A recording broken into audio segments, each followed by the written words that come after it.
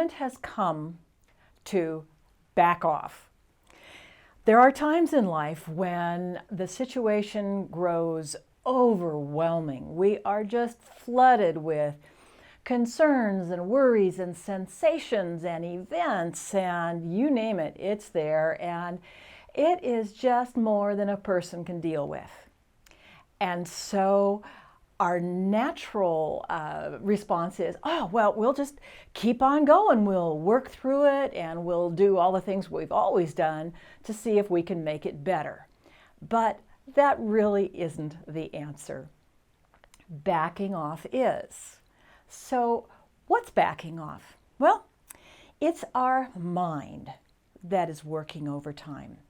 When we are experiencing a series of deeply upsetting situations, our mind will go to the past and bring up all kinds of evidence of how bad this is and all kinds of events that reinforce how bad it is. Have you ever noticed that? Misery loves company. And if you tell a sad story or a hardship story, the people you're with will rise to the occasion and they'll have equally bad, if not worse, stories to share.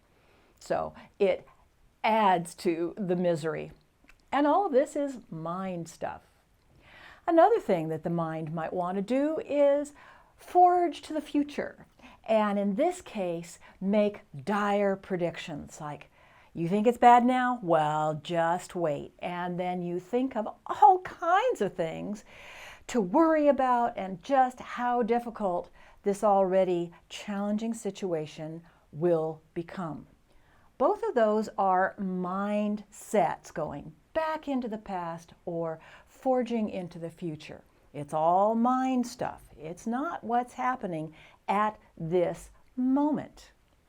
Well, once the mind has become engaged and really revved up the turmoil, the emotions kick in.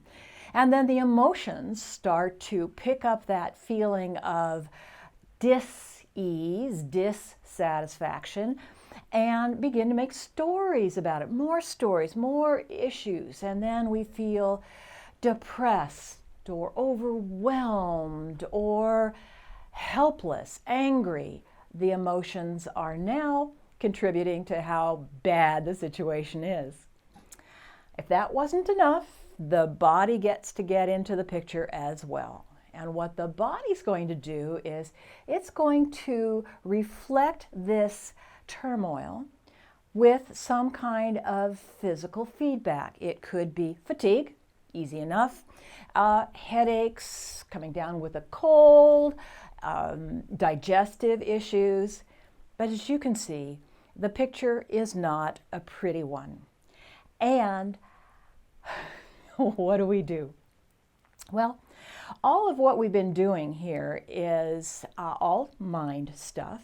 And I would like to refer to the wisdoms that animals show in how to deal with difficulties.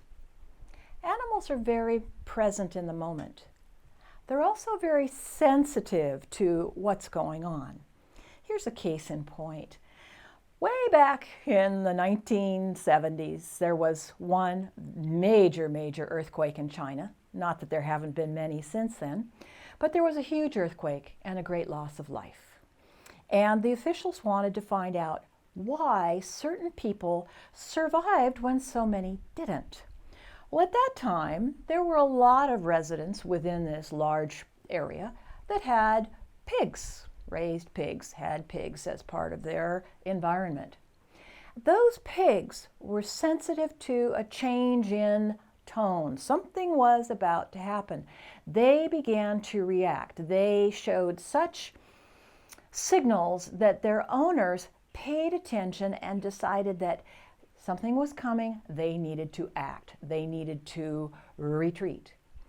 In those cases, the people who were sensitive to the animals' take were the ones to survive. Animals are in the present moment. They are not deeply involved in the thought process. So here we are, our minds are going 100 miles an hour, and it's time to back off. Well, here's the turning point.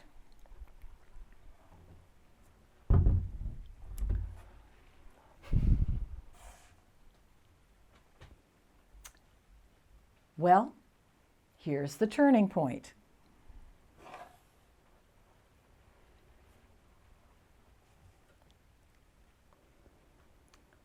We are going to retreat. Now, retreat is often a negative experience to most people. That's a negative connotation. Oftentimes, retreat means defeat. You've been defeated, you lost, you're out.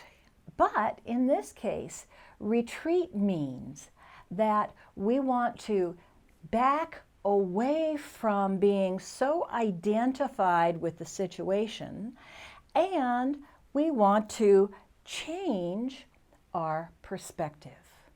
For example, let's say we're working on a project and it is going down the tubes. It's not going to succeed. Everything about it indicates that this is a lost cause. Typically, we will identify with this. We will say, if my project fails, I have failed. If I have failed, I am a failure. Now, we have identified self with an event. Don't want to do that. Don't want to go there. The event itself was a feedback loop, and it showed us that what we were trying to do, the solutions that we were going with, didn't work. Okay, they didn't work. We stop, we retreat, and we examine the situation to look for a new way of handling the situation, particularly if it's one that repeats itself. So, retreat is not defeat. Retreat is actually an opportunity to alter one's perspective. You may also see retreat as running away. Well, got too rough for you, so you just ran away from the situation. No, retreat is not running away. It's actually taking the opportunity to retune. You want to change your frequency. Now, if you have the time, retuning can be done on a spontaneous basis, and it's really quite nice. And I'll just use a personal example. There are those occasions when I will wake up, I'll have a day of various things to do, and I am out of sorts. So out of sorts that I know that anything I touch will probably turn to something less than satisfying. I may not want to get out on the freeway and travel to the distant places to meet someone for lunch. I may not want to launch on a new painting or a project that is really important to me. If I have the space, I will change my plans. I will, in essence, be sensitive to what's so for me in the moment and say, I can reschedule. I have the room to reschedule. I give myself permission to reschedule. This allows me to, A, accept the frequency that I'm on, which is disaster frequency. But the other is that space also allows me to say, okay, do I want to stay on this frequency of poor me or life is tough or I'm in such a bad mood? Or do I want to retreat, take a moment or 20 or an hour and change my bandwidth? It's like turning a channel on the television. I've been on channel 2 and I want to switch to channel 9. I just want to expand my bandwidth, the way I'm seeing things. But I need to retreat from the situation in order to recognize that and to implement it. So we have an opportunity in this time of retreat to shift from identifying with all the things our mind is telling us and come into attunement with who we are, coming into a state of being. Now, to go along with this experience, I would like to take you on a brief meditation. For this, you may wish to organize yourself so that you are really comfortable, but not to fall asleep. You may wish to close your eyes. You may wish to, before closing your eyes, to clear your space so the phone's not going to ring, the dog's not going to come waltzing in and land on top of you while we're doing this. But create a space for you alone where you won't be interrupted. And now let's begin. This process is one of shifting from identifying with your mental process and your body and your life and going into what it feels like to be in a state of being. Imagine as you breathe that you are breathing more deeply, and the deep, deep breath causes your skin to release from the body a little bit like inflating a balloon. With each inhalation, the skin moves farther away and becomes thinner and more transparent. As you continue to breathe, the transparency grows until no more skin. It's gone. And what remains is, here is your system of muscles, tissues, organs. And they've got so much room now. They're not tightly held with a barrier of skin. So the muscles and the organs breathe. They breathe and they expand. Now imagine that the sun is shining down on these muscles and organs, and the muscles are made out of wax. And that nice warm sun begins to soften the wax. And the wax grows from soft to liquid. It starts to melt. And it gently pours off the skeleton and is absorbed into the earth. And now there's this beautiful skeleton, these wondrous bones that create your framework. And the bones, finally, they have the room to breathe. And as you inhale, you can feel their lightness, their sense of being porous. They are wondrous. The sun shines down on your bones, warming them and drying them. And eventually, they dry to the point of where they turn to dust. And the skeleton, all of the bones, simply become part of the earth, dust to dust. The form is gone, but you're not. Feel the sense of presence. Feel your sense of being. Now your being is boundless. Your sense of humor, creativity, love, vitality, time, it's timeless. You can expand and cover the entire globe if you choose. There are no boundaries to your being, either in space or in time. And it's a very tranquil sense.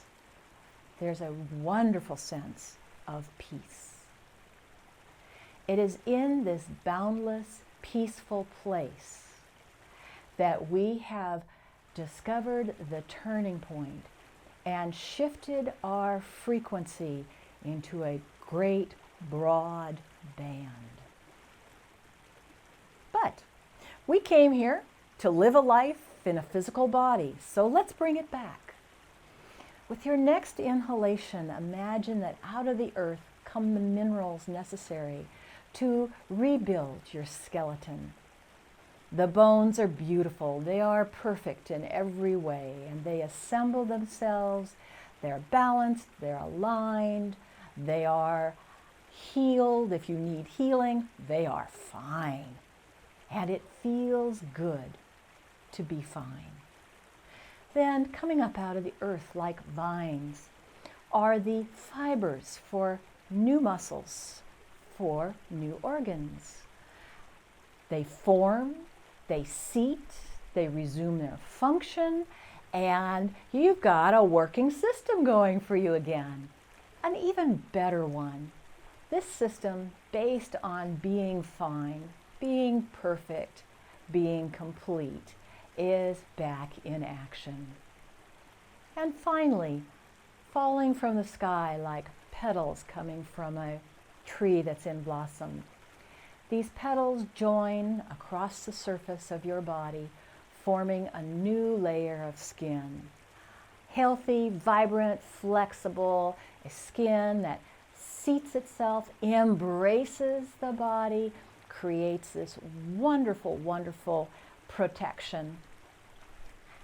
And on top of all this, or into all this, you take big, wonderful breaths and reanimate your system with your breath, with your spirit.